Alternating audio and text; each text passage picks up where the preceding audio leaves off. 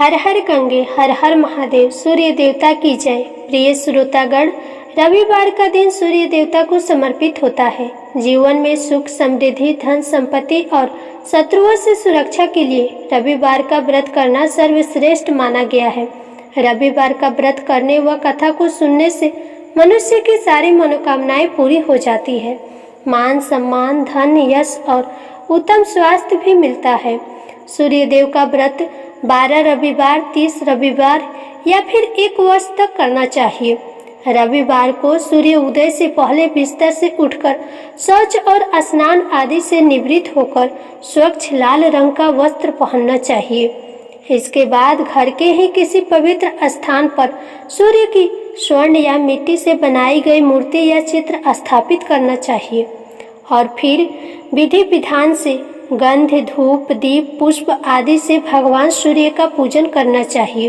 पूजन करने के बाद व्रत के कथा पढ़ने और सुननी चाहिए और सबसे अंत में आरती करनी चाहिए। भगवान सूर्य का स्मरण करते हुए ओम हरांग हरेंग रोंग स सूर्याय नमः या फिर ओम गृहिणी सूर्याय नमः इस मंत्र का 12 या 5 या 3 माला जाप करनी चाहिए।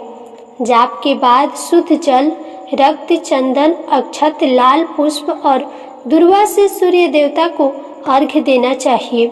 दिन भर उपवास रखकर शाम को सूर्यास्त से पहले एक बार भगवान सूर्य की फिर से पूजा करके उसके बाद शुद्ध सात्विक भोजन या फलाहार करना चाहिए। भोजन में गेहूं की रोटी दलिया दूध दही घी और चीनी खाई जाती है।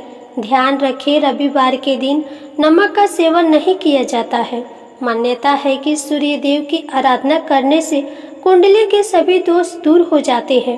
कुंडली में सूर्य अगर मजबूत अवस्था में हो तो समाज में खूब मान सम्मान मिलता है और सुख समृद्धि में भी वृद्धि होती है।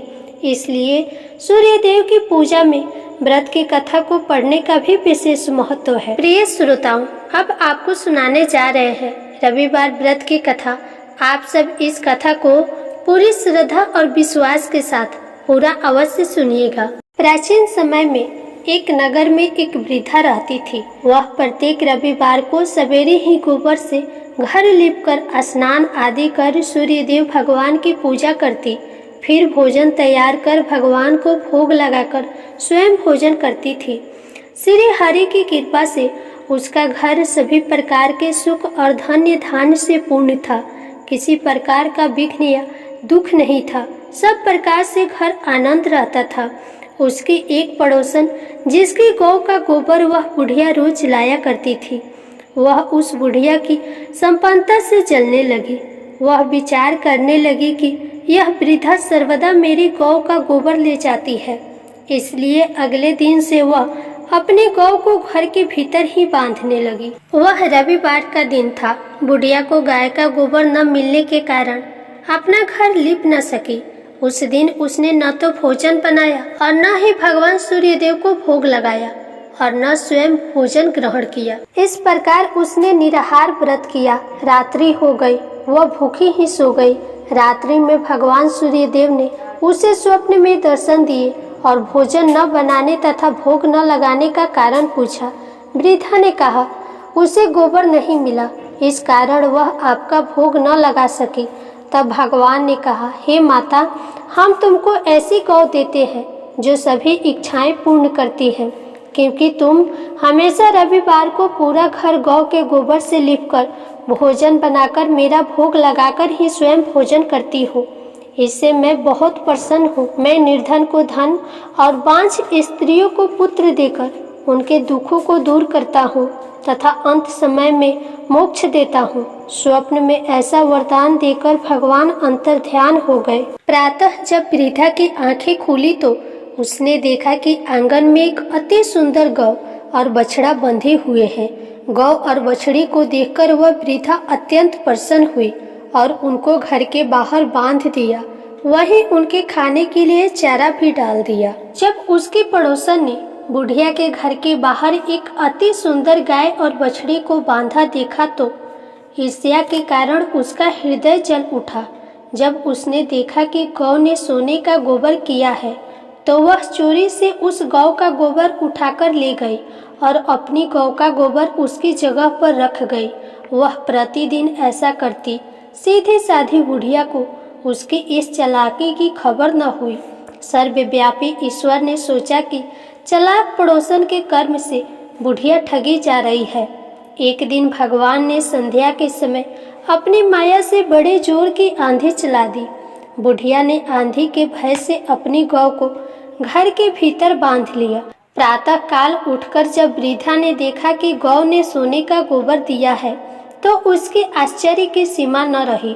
अब वह प्रतिदिन गौ को घर के भीतर बांधने लगी। पड़ोसन ने देखा कि बुढ़िया गौ को घर के भीतर बांधने लगी है और उसका सोने का गोबर उठाने का दाव नहीं चलता, तो वह ईर्ष्या और डाह से जल उठी। अन्य कोई उपाय न देखकर पड़ोसन ने उस देश के राजा की सभा में जाकर कहा, महाराज, मेरे पड़ोस में एक वृद्धा के पास ऐसी गौ है जो नित्य सोने का गोबर देती है। आप वह सोना प्राप्त कर उससे प्रजा का पालन करिए। वह वृद्धा इतने सोने का क्या करेगी? उसकी बात सुनकर राजा ने अपने दूतों को वृद्धा के घर से गौ लाने को आदेश दिया। वृद्धा प्रातः भगवान को भोग लगाकर भोजन ग्रहण करने जा रही थी कि राजा के कर्मचारी गाय खोलकर ले गए। वृद्धा बहुत रोई चिल्लाई, किंतु राजा के कर्मचारियों के सामने कोई क्या कहता। उस दिन वृद्धा गौ के वियोग में भोजन न कर सकी और रात भर रो रो कर सूर्य देव से गौ को पुनः पाने के लिए प्रार्थना करती रही। राजा गौ को देख बहुत प्रसन्न हुआ, लेकिन अगले दिन सुबह जैसे ही वह उठा, सारा महल गोबर से भरा दिखाई देने लगा। राजा यह देखकर घबरा गया। भगवान सूर्य देव ने रात्रि में राजा को स्वप्न में कहा, हे राजा, गाय वृद्धा को लौटाने में ही तेरा भला है। उसके रविवार के व्रत से प्रसन्न होकर मैंने यह गौ उसे दी थी। प्रातः होते ही राजा ने उस वृद्धा को महल में बुलाकर बहुत से धन के साथ सम्मान सहित गाय बछड़ा उसे लौटा दिया और अपनी ऐसे करने के लिए उसे क्षमा भी मांगी। इसके बाद राजा ने उसकी पड़ोसन को बुलाकर दंडित किया। इतना करने के बाद राजा के महल से गंदगी दूर हुई। उसी दिन से राजा ने नगर वासियों को आदेश दिया कि राज्य की समृद्धि तथा अपनी समस्त मनोकामनाओं की पूर्ति के लिए रविवार का व्रत करें। व्रत करने से नगर के लोग सुखी जीवन व्यतीत करने लगे। अब कोई बीमारी तथा प्रकृति का प्रकोप उस नगर पर नहीं होता था। सारी प्रजा सुखी से रहने लगी। प्रिय श्रोताओं, यह तो थी रविवार व्रत की सूर्य देवता की कथा। अब एक और कहानी सुनिए। एक समय की बात है, सूर्य भगवान की रानी के मायके से खबर आई, किंतु रानी सा को मायके जाने का मन नहीं था। सूर्य नारायण भगवान रानी को ये कहकर जबरदस्ती मायके भेजने लगे कि जाओ, मैं आपके लिए वहाँ अच्छी अच्छी वस्तुएं भेजूंगा। रानी सा अपने पीहर के लिए चली गई।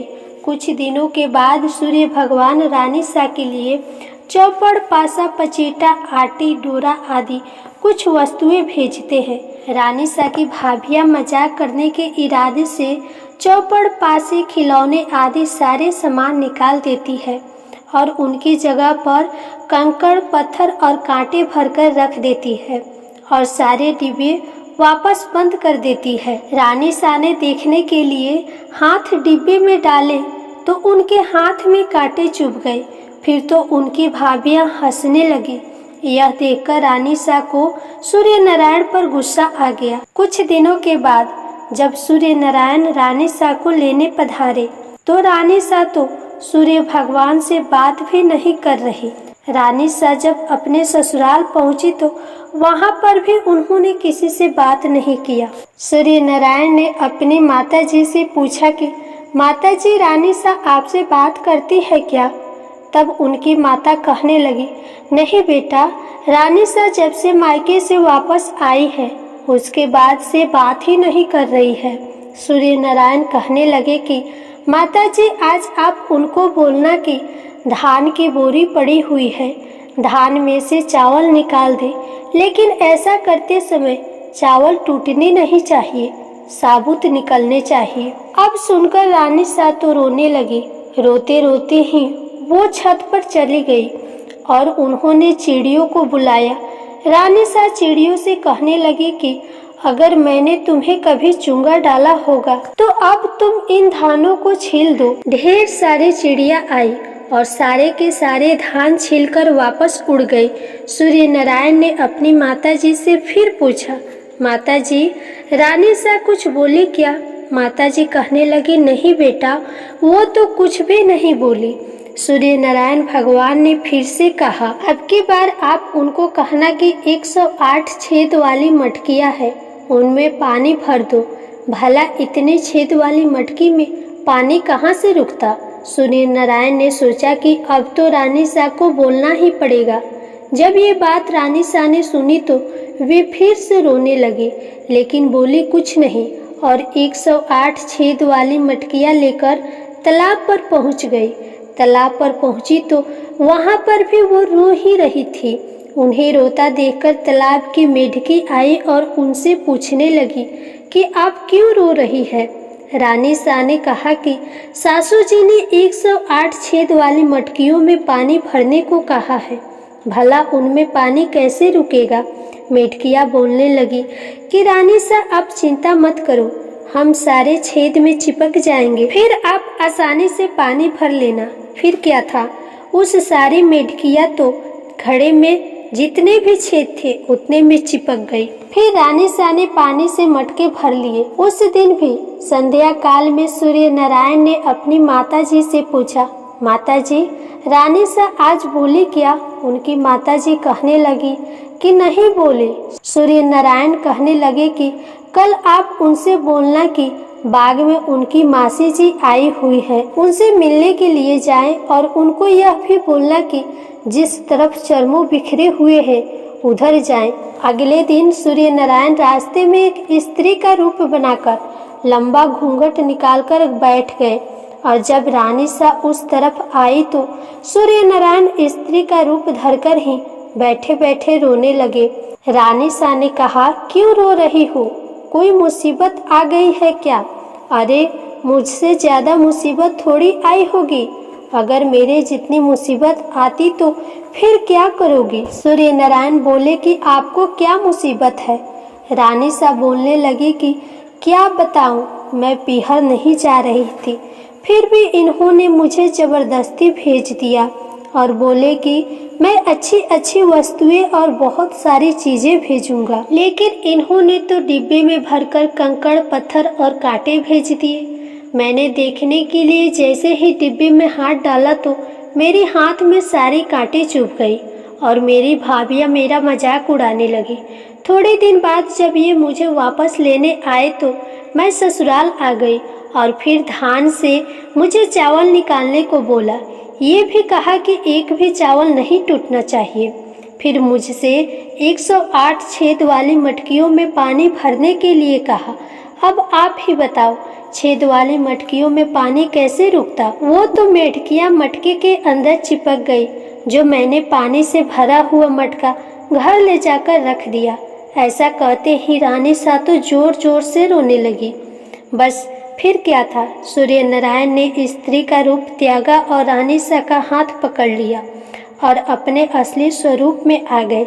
सूर्य भगवान बोले, चुप हो जाओ रानी सा, मैंने तो डिब्बे में चौपड़, पासा, कांटे, डोरा, मिठाई और अच्छी अच्छी चीजें भेजी थी। आपकी भाभीियों ने ही मजाक करी होगी, मैंने नहीं की थी। ये बात अगर आप मुझे पहले ही बता देती तो इतनी मुसीबत नहीं झेलनी पड़ती। जब रानी सा को ये बात पता चली तो वो खुश हो गई और उनकी नाराजगी भी दूर हो गई। प्रिय श्रोताओं, आज की ये कहानी आपको कैसी लगी? वीडियो को लाइक करके कमेंट बॉक्स में ज़रूर बताइएगा। और अगर आप हमारे चैनल पर नए हैं तो प्लीज़ चैनल को सब्सक्राइब करके बेल आइकन को प्रेस कर दीजिएगा, ताकि हमारे चैनल पर अपलोड होने वाले वीडियो का नोटिफिकेशन सबसे पहले आप तक पहुंच सके। फिर मिलेंगे अगले वीडियो में। राधे राधे।